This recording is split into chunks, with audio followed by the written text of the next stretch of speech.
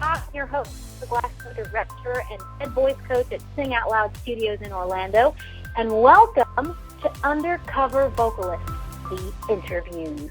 It's not the best title, but it's the one that we've got at the moment, and I think it conveys the theme of this series, and that is to bring some light to people in entertainment who you may not have necessarily heard of, but they're making a good living somewhere on the performance side of the music biz. Our secondary goal is to provide some much-needed information and musical encouragement of sorts for young people, parents, or anyone really looking to get into the business. So without further ado, today I've got with me Mary Frances Massey. Hello, Ella. How are you? Hello. I'm well. How are you? Doing well. I'm busy as I could be, but it's good busy. It's productive busy. So I'll take it. Good and productive busy are always good things. That's what I like to hear. Yes. So what are you up to today? Today I am driving around getting donations for a silent auction for my daughter's school. And then preparing for my 2 gigs that I have this weekend. So I'm doing a little bit of everything, mommy stuff and singer stuff. Very cool. You do have a gig this weekend, September 26th, right, at the Town Creek Music Festival at 6:30. Yes, I do. I will be at the Town Creek Music Festival with my band, Massey Entertainment, and that's this Saturday at 6:30, and I've never been to that festival, but I'm hearing good things. I'm really excited about it. And then I'm doing a small gig Thursday night that is, I don't believe it's open to the public. I think it's invite only by the mayor of Tupelo, and it's a series he's doing called Sunset Series, and it's he has a musician come up to this new statue at the Elvis Birthplace Museum. Very cool. Which I live in Tupelo, Mississippi, which is the birthplace of Elvis, and we really like to highlight that here. Yeah, and that museum is pretty cool. That museum is pretty cool. I have been there, and it's a pretty fun place.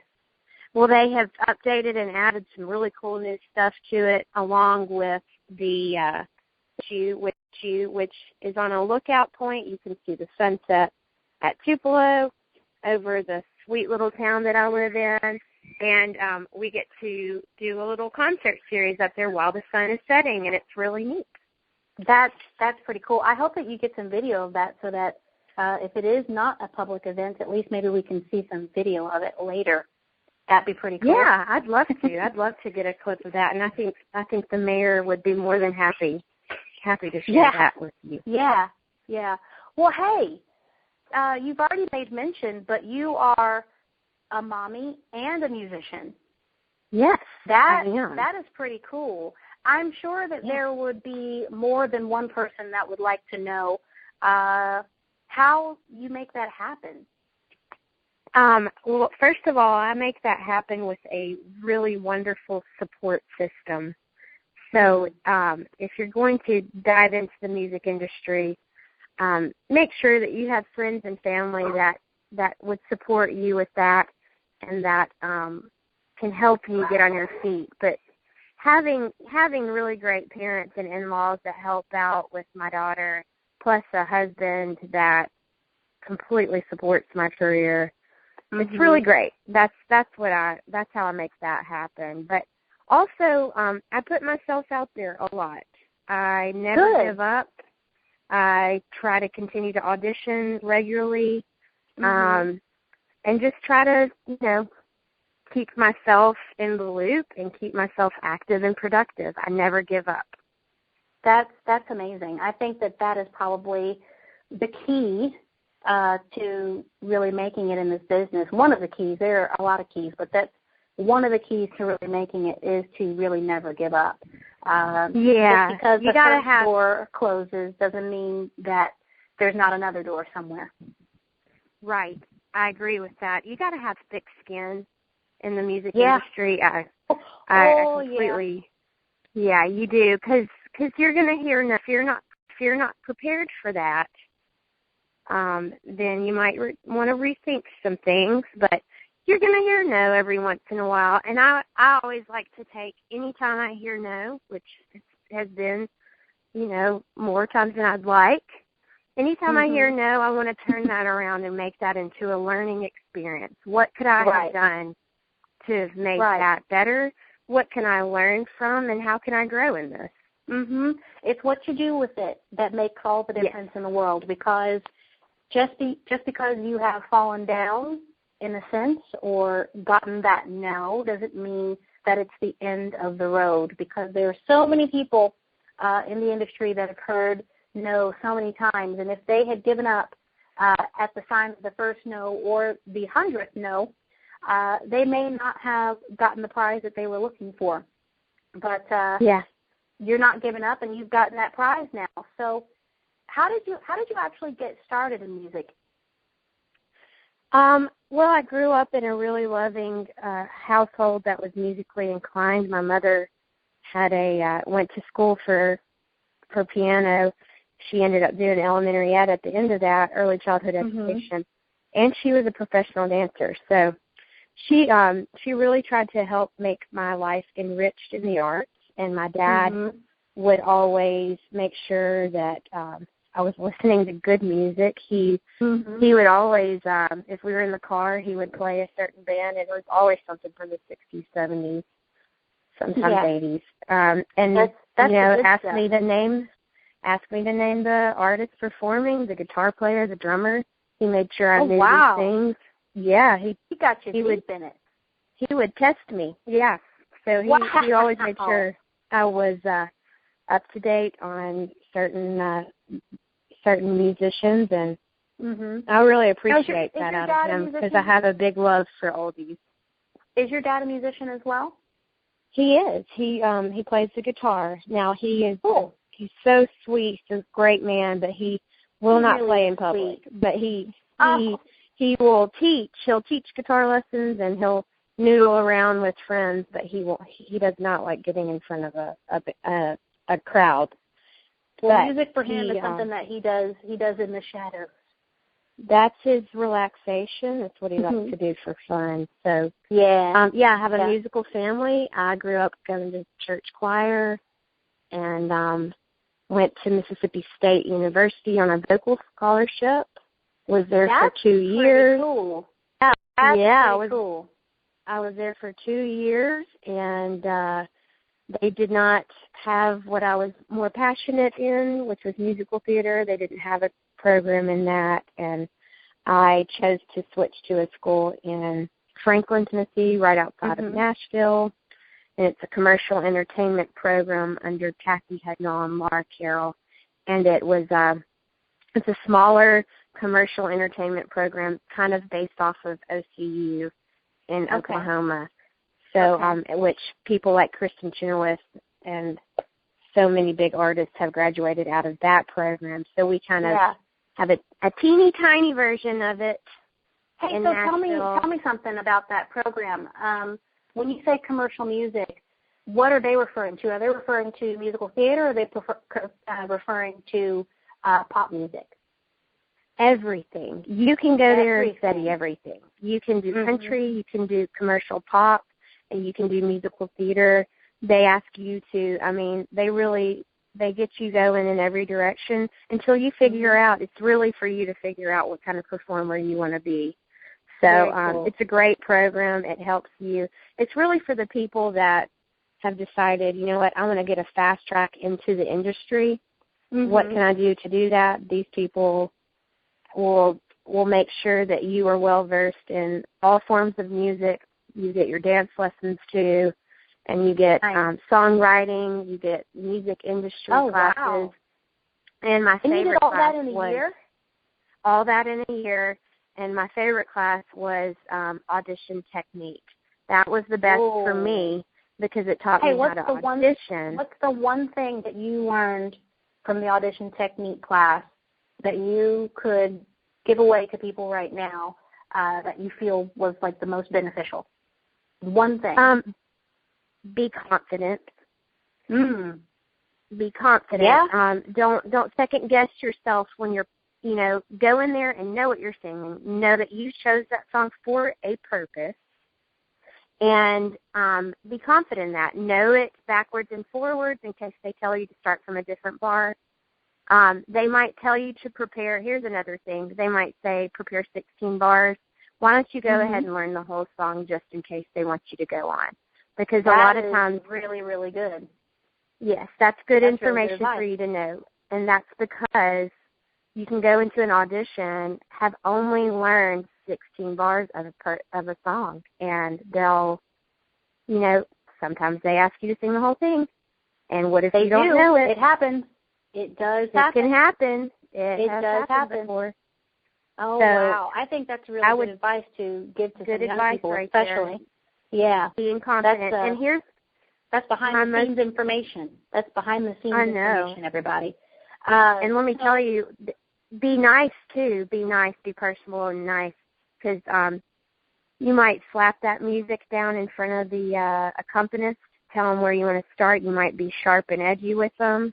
That person you might be talking to real rudely to, that could be your musical director. That could be the director of the show. That could be the producer. True. So you never know who's sitting behind the piano. You never know who's in the room at the audition. You never so you really know need to just be nice to everyone, from the monitor that's signing everyone in to the people that are inside the audition room. You never know. You should always be nice to everyone. So, hey, what now is your driving force that's keeping you going in this industry? Because I know that you took a step out for a while, and then you decided to get back. How did you get back, and what keeps you going? Well, I stopped when I had my daughter because I just wasn't confident enough in my body and where I was. I just wasn't ready to get back into it. And I knew I didn't want to give up. So I just had to rebrand myself and get myself put back together. And what kept me going and my driving force still today is that my daughter sees that I never give up on my dreams and that I continue forward with my music career, which is my passion. So it's really important for her. Yes, it's so important for my daughter to see that this is what I do, this is who I am, and this is my passion and my art, and that I don't want to give up, and I would never want her to give up on her dreams. And that's what this is. I love that you say that, because I'm not going to lie to you, Mary Frances. That's one of the things that I have kept ahead of me once I had my baby a few months ago. I thought about that thing that you said, and, you know, he is now my driving force of why I keep going in music, because I don't want him to see that mommy stopped doing what she loved, because I don't want him to ever think that you have to stop doing what you love. Maybe you modify it a little bit, but that doesn't mean that it's over and you're done. You have to find a new way to make things work. And you have definitely found a new way to make things work. You've got Massey Entertainment now, and you've got a band that is making waves there in Tupelo, Mississippi at all kinds of events. Yes. Yeah. So, and I've put how you got into that. And I've also put, you know, an album out and a summer single that was released in July. So I keep myself active and I keep myself going. I got into my band from singing with the church band here in Tupelo, and the guys that I was playing with are all very professional musicians. And you know, we said, well, why don't we start a band? And we did. Cool. And through the years, we've changed members and grown, and really kind of nailed our art form as a band. We've gotten very good, very professional, very clean. And, you know, I really wanted to get more and more involved in weddings and events and larger things. So we, about 2 years ago, I decided to rebrand myself and redo my website and really get things up and going. And your website looks amazing, by the way. And, hey, everybody, the website is maryfrancesmassey.com. You can go check her out while you're listening to us right now. Yes. It is a really nice-looking website because I remember when you were first building that thing and we were both going back and forth of how to make that happen. And she's done an amazing job with getting that together. Thank you. So tell me. It's a learning process. It is a learning process. It is a learning process. And in that learning process, I'm sure that you've had a couple of challenges along the way with the band, with music, with everything. What's been your biggest challenge, and how did you overcome that? Well, there's always a big challenge out there in the music industry, but with me, it was really pinpointing and trying to figure out who I wanted to be and what I wanted to do. And, you know, taking that step and going towards my goals has been difficult. Now, I was playing with 2 different bands. Now I'm still back with Massey Entertainment, and that's my main band now. But I have to say an obstacle to overcome was when I was playing with the McKay Trio as well, and that's who I recorded my work with and my stuff that I put out on iTunes and CD Baby. Yeah. And when I was playing with both bands, it was difficult to kind of keep both bands happy at the same time. I felt like I could never make both bands happy and feel like they were each playing enough. And so you were kind of spreading yourself a little too thin, which is something spreading myself too thin, something sure that everybody else would do. Yeah. Making sure everybody else was happy and not making sure myself was happy. But that kind of works do that as musicians sometimes. We do that as musicians sometimes and spread ourselves too thin. And I think that that's a lesson that that people can take away. It's not that you can't do it all. You can, but you kind of have to prioritize about when each thing can happen and how it can happen, right? Yeah. So that obstacle for me worked itself out. Good. It did because McKay Trio got signed on with a really great up-and-coming artist named Tucker Bethard, and they are, I think he just signed a deal with, I'm not sure what label, but they took off in May and went all over the country playing in front of thousands of people, and which is awesome. They're making it, which is great, and I'm so proud of them and happy for them because they are a ridiculously talented group, and that's amazing. So they got picked up, flipped off from Tupelo, and they've made their in Nashville and doing really well with touring and about to record. So that works itself out. I'm sad I'm not playing with them anymore, but I've gotten closer to my guys here in Tupelo, and we've gotten things worked out and we're working on more medleys and more set lists and getting ourselves challenged. You guys are doing your thing. You guys are doing your thing because I'm looking at your calendar right now. It's not looking too shabby. So I think you're doing all right. It's good. We're doing okay. You're doing okay. We're doing okay.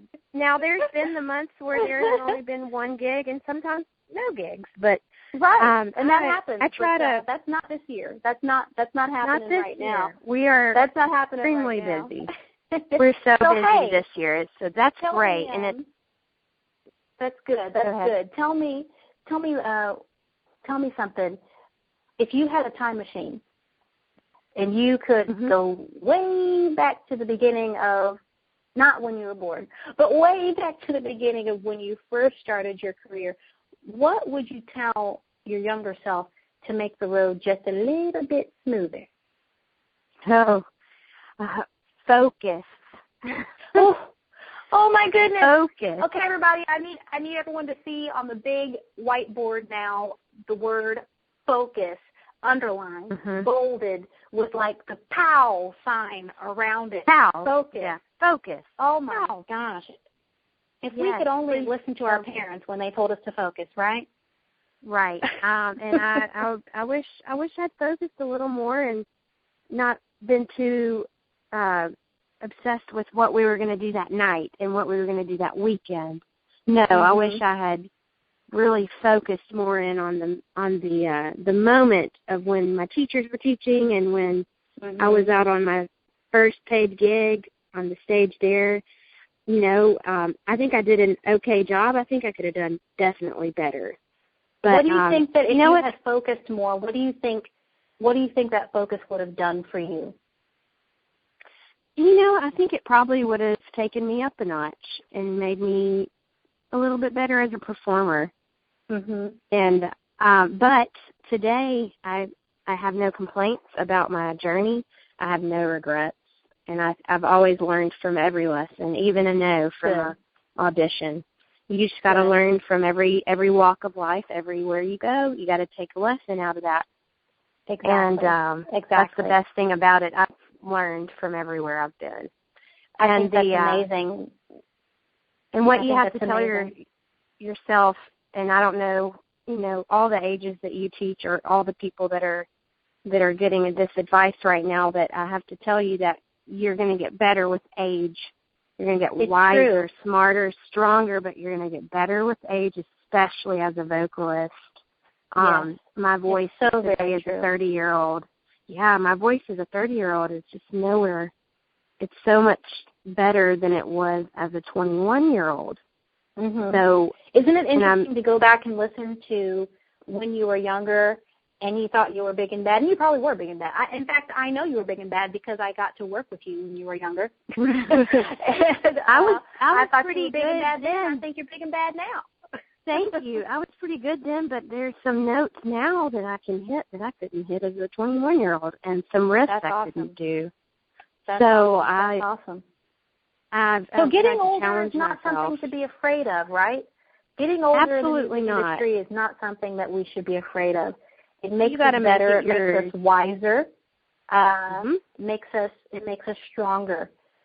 So yes, we're going to have to wrap up a little bit. But I have so enjoyed our time together and learning some new things about you that I didn't necessarily know before. But you told us we know what's coming up next. We know that we've got a date on September 26th. Everybody, if you have the time to get out to see Mary Frances Massey and her band Massey Entertainment on September 26th at Town Creek Music Festival at 6:30 in Tupelo, Mississippi. Get over there and see her band. Thank you. And if you're on iTunes, you need to pick up her CD that she released a little earlier this year, right? I released that in January, and that one's Moving On. Yeah, and then a summer single that I released in July, and that's called Stupid. That is a really cool song, and I think that they'll be playing in the credits when this is all said and done. That's pretty cool. So I've got one last question for you. Are you ready for it? Yeah, I'm ready. When you're sitting on the porch at the age of 97, because I imagine that when you're 97, you're going to have a house that has a porch, a wraparound porch. That seems reasonable. Oh, that's my goal in life, to have that wraparound porch, of course. It's mine, too. I so want a wraparound porch. I really do. Yes. What would you like to look back on your life and smile about having achieved? Having achieved, everything that I've achieved up until the point of 30, I'm very proud of. But if I can continue to go on and do a little bit more, I'd be even happier. But achieving being a wife, a mother, and a musician has been just wonderful to me. That is the best gift I've ever had. I think that's cool, and I think that that would definitely make me smile looking back from the age of 97, looking at that achievement, making all three of those things work harmoniously together. Making them work, making it all work together. I have to say that's an achievement right there. That is definitely an achievement. Well, Miss Mary Frances Massey,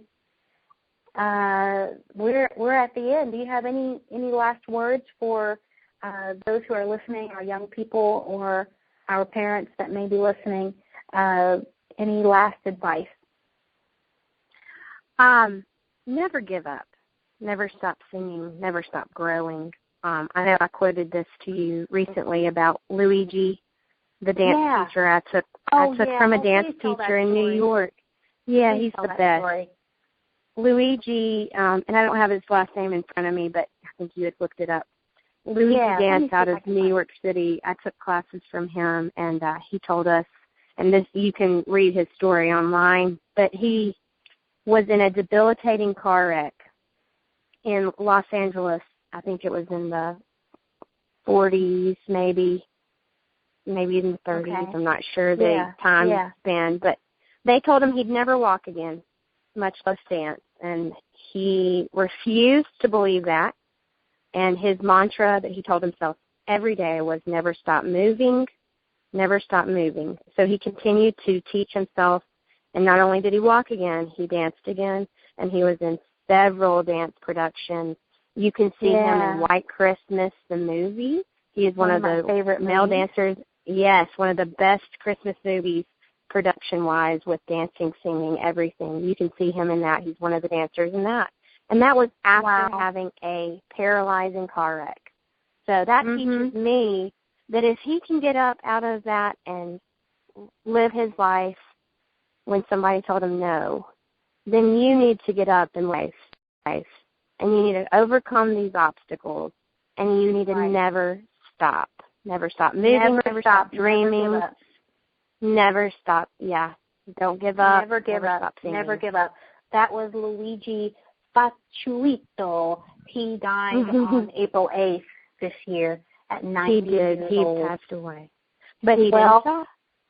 He didn't stop. He was still going. He was still going. And I will put a link to some of his work underneath this video here so that people can see who he was. And we'll put some links to Mary Frances's website.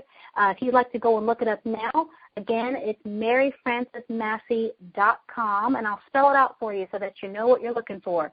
MaryFrancesmassey.com. That's where you can find Mary Frances. And we have had such a great time listening and talking with you, Mary Frances. Have an awesome rest of your day. Thank you so much for being here with us. Thank you so much for having me, Ella. I appreciate it. And good luck, everyone. You're welcome. Good luck to everybody. Thank you all for listening, and we will catch you next time.